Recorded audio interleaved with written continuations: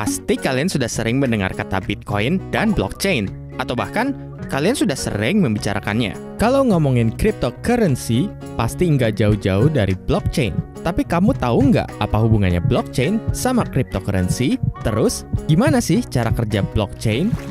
Blockchain adalah sistem yang menyimpan data transaksi mata uang digital. Sistem ini tidak dikelola oleh pihak ketiga seperti bank, melainkan dikelola oleh semua pengguna. Bayangkan ada 5 orang yang ingin bebas bertransaksi tanpa menggunakan bank atau pihak ketiga.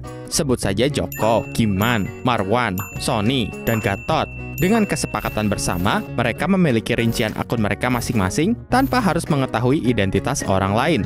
Bayangkan juga kalau mereka tergabung dalam sebuah grup WhatsApp untuk berkomunikasi satu sama lain. Yang mereka butuhkan adalah folder kosong, kertas, dan pena. Mereka semua siap untuk mencatat seluruh transaksi keuangan mereka. Giman ingin mengirimkan Rp100.000 kepada Sony. Giman kemudian mengumumkannya di grup. Guys, gua transfer Rp100.000 ya ke Sony. Setiap anggota bisa memeriksa saldo Giman dan memastikan di dompetnya ada Rp100.000. Kemudian setiap anggota mencatat transaksi Giman dan Sony di buku catatan mereka. Joko, Gatot, dan Marwan membalas. Noted kan? Transaksi seperti itu terus berlangsung, dan setiap transaksi mereka beri segel, lalu mereka masukkan ke dalam folder. Tapi, sebelum mereka menyimpan transaksi di dalam folder, mereka sepakat untuk memberi segel di setiap lembar transaksi.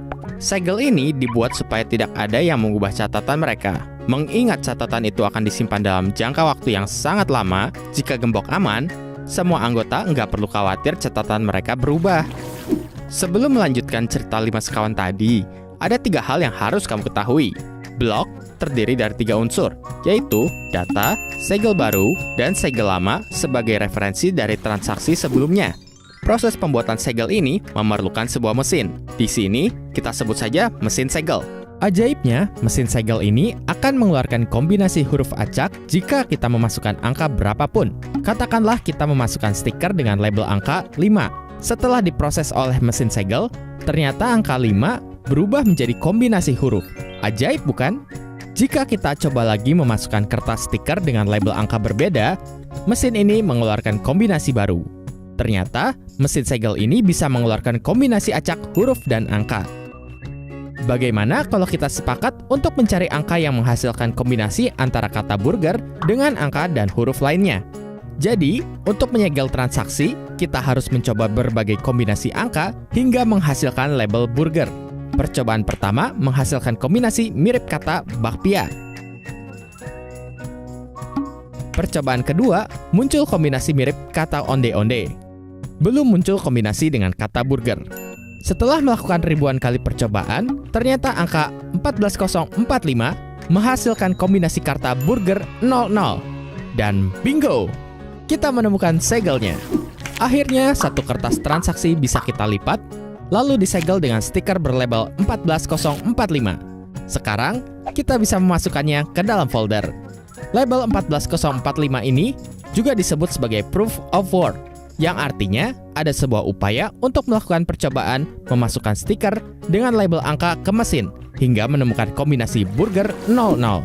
Angka 14045 atau disebut juga sebagai segel lama akan menjadi acuan perhitungan segel baru untuk transaksi selanjutnya. Misalnya, transaksi kedua. Kalau angka tebakanmu ditambah dengan angka di segel lama menghasilkan kata burger, maka tebakanmu benar. Mari kita coba lagi. Kita jumlahkan angka segel lama dengan angka tebakan pertama. Hasil penjumlahannya kita masukkan ke mesin. Ternyata yang muncul bukan burger, tapi ayam. Percobaan kedua. Angka segel lama kita jumlahkan dengan angka tebakan kedua. Setelah hasilnya kita masukkan ke mesin, yang muncul mecin, bukan burger.